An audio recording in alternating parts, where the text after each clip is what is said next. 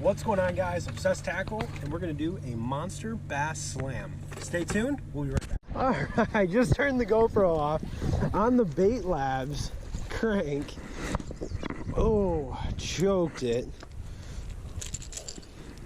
Just choked it. Just a little guy though. I just turned the camera off. I had to fix the hooks on there.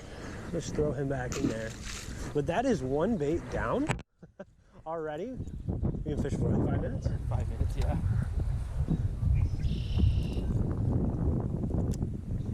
All right, let's see if we can get another one though.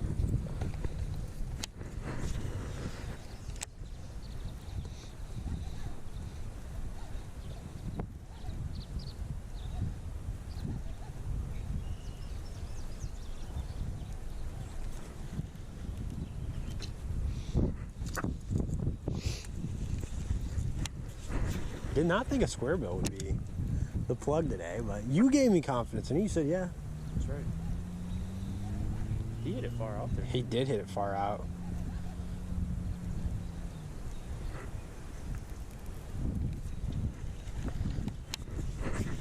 Not a huge square bill guy, even though I own a lot, but not a big square bill fan.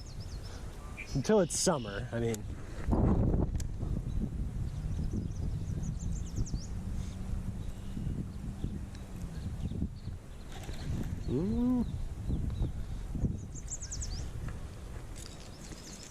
Get some leaves on there. Well, that's one bait down. We're not even to the spot we wanted to fish just yet. Fish this around like 10 minutes and then see if we can't get on some more fish. All right, so next bait we got here is going to be the Lunker Hunt Kraken. It's a wobble-headed or swing-head chatterbait.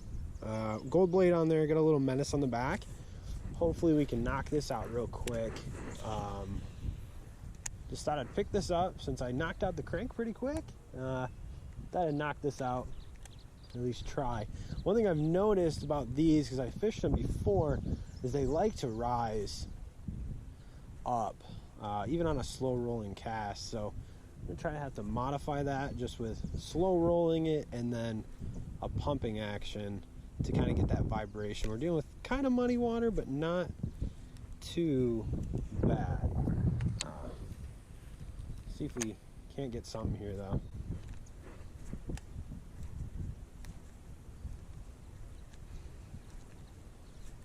There are bait fish under there though.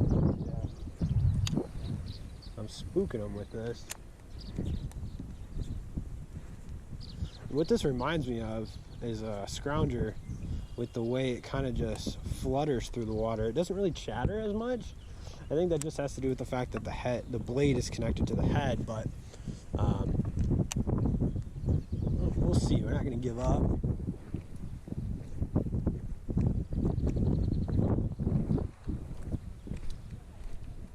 So here we go. This is what it's going to look like. It's got a little fur on the appendages, which is nice. I'm using a different Ned rig hook that I normally don't use. It's a prototype for one of my buddy's companies that I will hopefully be able to talk about soon, but for right now we're gonna keep it on the low. So let's try to get it first cast on out there. And he's got another one on the drop shot.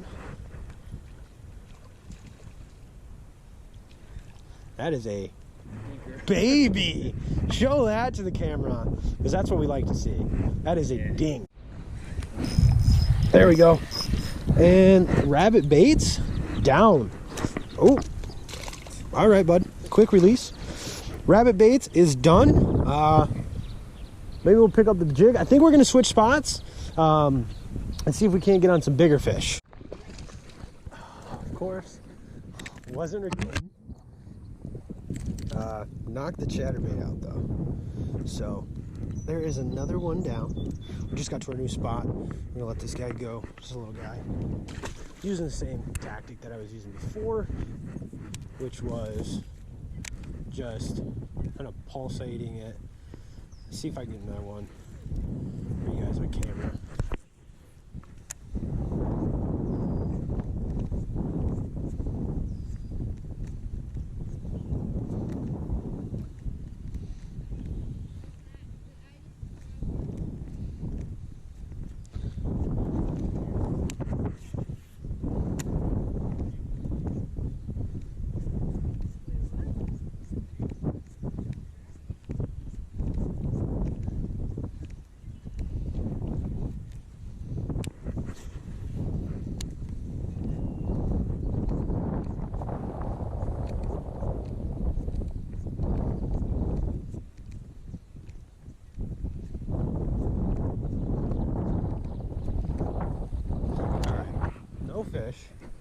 trying to just show you what I'm doing. So now that that's knocked out, I think what we're gonna try is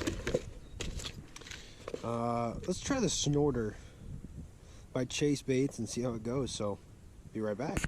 All right, so we got the Snorter tied on. We're gonna try this spot. Hopefully the wind was not too bad. Like I said, the wind is being kind of crazy.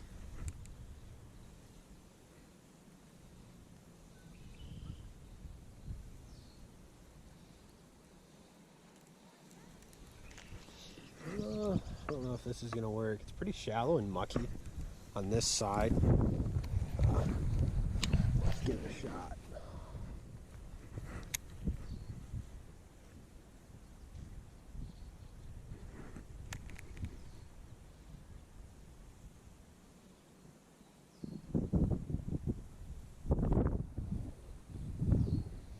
Hitting stuff.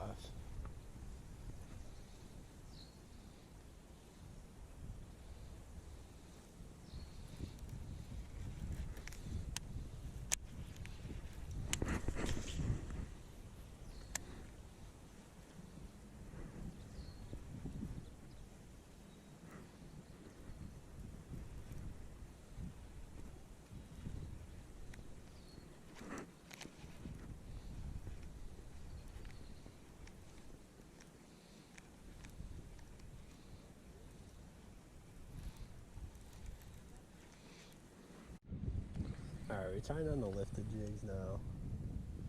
See if we can't just rock the bottom here. Chase baits, not working really well. Oh, I missed them.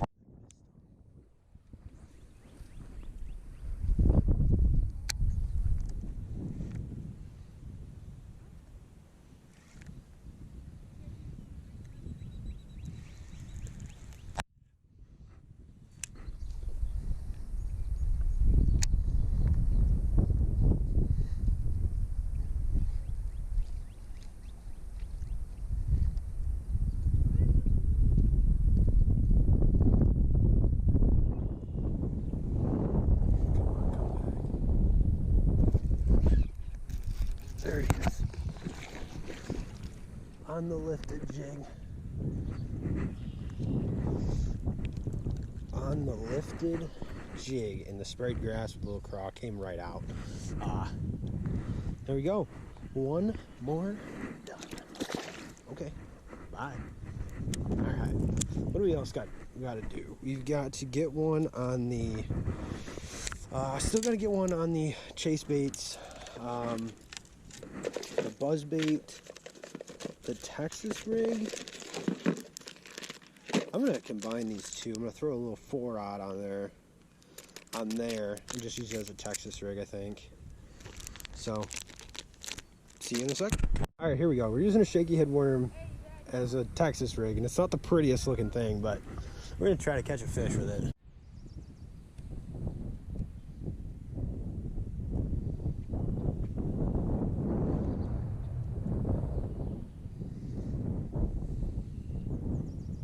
There's one.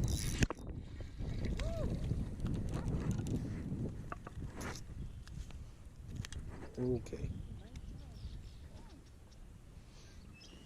All right, so what we decided to do is drop the Texas rig. Thank you, little buddy. Drop the Texas rig, and I ended up throwing it on a drop shot. I don't have a drop shot tied on, so luckily my buddy allowed me to use his rod. So that is another bait down. What we have left is, I believe, the swim bait and the plopper. Or not the plopper, the buzz bait. I think that's all we have left. Well, you didn't use the hooks. I didn't use the hooks. I need 2 Texas rig. Thank you, Brent. So let's go tie that on. All right. Oh, I should show you guys what I'm throwing. So I just Texas rigged a craw with a 1/4 ounce weight pegged on the hooks that were received in the Monster Bass box.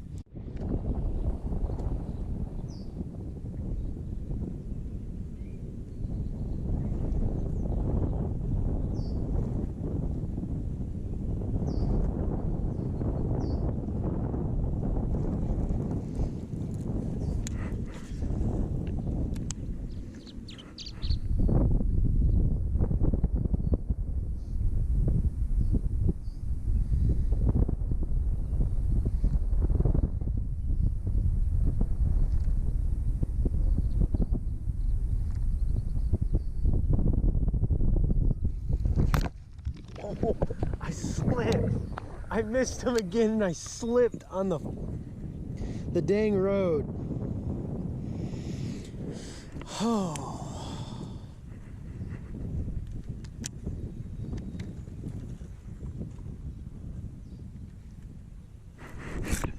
I didn't slip that time.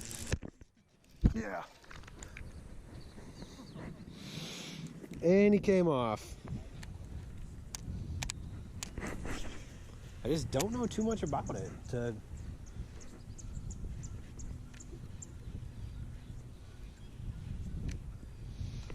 Oh, he had it.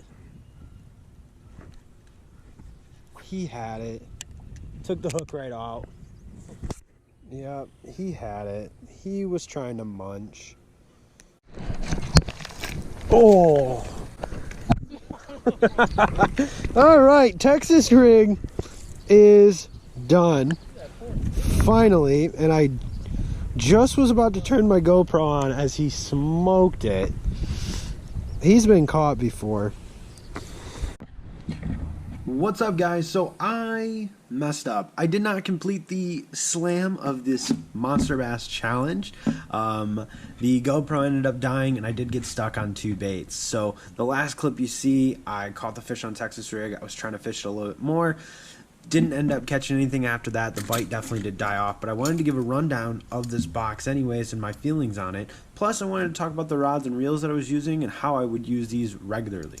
So first thing in here that you got was a buzzbait by Booyah Baits. Big clacker on there. Right now, this time of the year, I wouldn't necessarily throw this kind of buzzbait. I'd throw more of a finesse one with a very small blade on there to get less commotion. But chartreuse and white, fantastic. Definitely will be a great summer bait. Next bait we have in here is going to be the Lunker Hunt chatterbait. It's called their Kraken. It weighs a ½ ounce. Chartreuse and white again with a gold blade, very shiny. The thing about this is, though, and I'm not a big fan of this style of chatterbait, is because it doesn't necessarily chatter. It more moves on a wide side-to-side motion. And in the video, I even said you can't really fish it like a normal chatterbait. I had to put some twitches in there. I had to really slow roll it. I had to let it sink. When I fish a normal chatterbait, typically what I do is I speed it up, slow it down, speed it up, slow it down, speed it up, slow it down, and that's how I get a really erratic action. But with this, I couldn't really do that without a twitch in the rod. So I did catch a fish on it. Sadly, I started recording right as I had the fish on, but yeah. So that was another bait that came in here. Next is going to be the Bait Labs crank. So this is like a 4 to 10 foot crank, which it doesn't really look at it, but when you read the packaging, that's what it says. I got mine in laser perch, I believe, and very sticky hooks. The one thing I will say is when it came out fresh out of the box and I started throwing it, it ran to the left dramatically. So it was running completely over this way when I was trying to reel it straight. So I had to tune it, but after I tuned it, I caught my fish directly after first cast. So definitely a sweet bait and a wonderful presentation for those fish that are chasing perch or bluegill or anything like that. Next thing we got in here was the Sandbar Tackle 2-aught, 3-aught, and 4-aught hooks, which is what I caught my Texas rig fished on. This isn't necessarily a tackle brand that I'd use, but it's always nice to have extra hooks in there. Next thing, we have the chase baits, which I really wasn't impressed with. I'm going to be honest with you guys. The reason why I wasn't impressed with it, and you'll see in the videos, is when I was throwing it, when this gets wet on the inside, right where this hook sits, and you can see straight through it, when that gets wet, the hook does not want to stay properly. And so when I was throwing it, after I got my first hit, I really could tell this thing was not going to perform well after that. When I got that hit, which you saw in the clip, the hook came completely out, which is fine. I understand sometimes that happens, but I wouldn't stay in after that, which sucks. Does have a really nice underblade on there, and when the shad start spawning around here up in the Midwest, this will be an absolute killer bait. Next, we have the Jean-Loup shaky head worm, and I wish I had a shaky head, but I didn't. You can see it's just a green pumpkin worm, but the tail's a little bit different, has a little bit of a boot on there. I ended up having to drop shot this to get my fish, but it did work. Not a bait I would buy in the store, but I'm always always looking for new tackle to use on shaky heads and different things like that. So very nice, good color on there too. Next is a company that I'm really a big fan of, and that is Lifted Jigs. And they have a different style football head jig here, which reminds me of the Trashmaster jig that another company makes. And they have a screw lock here instead of a weed guard. So you rig this Texas rigged, which is a really interesting play on it, especially on a especially on a football head jig. You don't see that very often. In a sprayed grass kind of color, good paint on there, anti-chip. It's like a powder coat paint. Really good, sharp hook, very nice. Next, we have my favorite bait that was actually in the box, and that's the Rabbit Baits Craw. I've been looking at these things for a very long time, and they're very simple, but also kind of complex, where you have this fur at the end of the appendages, like I showed you guys in the video. It had great action. We ended up drop shotting this too, and it did fantastic either way, drop shot or Ned rig. It did very well. So I'm very happy about this bait, and I think I'll be ordering more from Rabbit Baits. It seems like a really good company and a really nice twist on different baits. So right now I'm going to switch over to showing you the tackle that I was using and how I would use it normally. Alright, so now to talk about the rods and reels I was using, we'll start off with the rod that I knocked out the Texas rig with, and the jig, which is going to be my Cashin 7'1" medium heavy rod. Absolutely love this rod. Paired up with 15-pound fluorocarbon and a Tatula SV and a 7:3 gear ratio. So that's the first one that I used. And then next we have the only spinning rod that I brought, which was my Tatula Elite rod, Daiwa Tatula Elite rod, paired up with a Cabela's ZX Tournament Series reel. It's nothing special. It's not like it's a $300 reel, but it does get the job done. This is what I was using for my Ned rigs, and this is what I would have used if I had a drop shaky head, but I didn't bring any shaky heads to knock out that Jean-Loup worm. Next, what we're going to talk about is my Duquette Jacob Wheeler series rod. This is a 7'2" medium heavy cranking rod. I have 10-pound fluorocarbon on there. Right now, when the water's really cold, I like to go to 10-pound. Gets the bait down a little bit deeper, but also is a little bit more of a finesse profile. This is paired up with a regular SLX reel and a 6'3". And then last but not least, we're going to talk about my chatterbait rod, which is what I was throwing my chase baits on, and the Lunker Hunt chatterbait. This is my Duquette Micro Magic Pro 7'3" medium heavy. It's a fantastic chatterbait rod because of the nice parabolic bend it has, but the power it has behind it. This is paired up with a Tatula CT Type R, or Type R CT, however you want to say it, with 16-pound monofilament, actually, not fluorocarbon.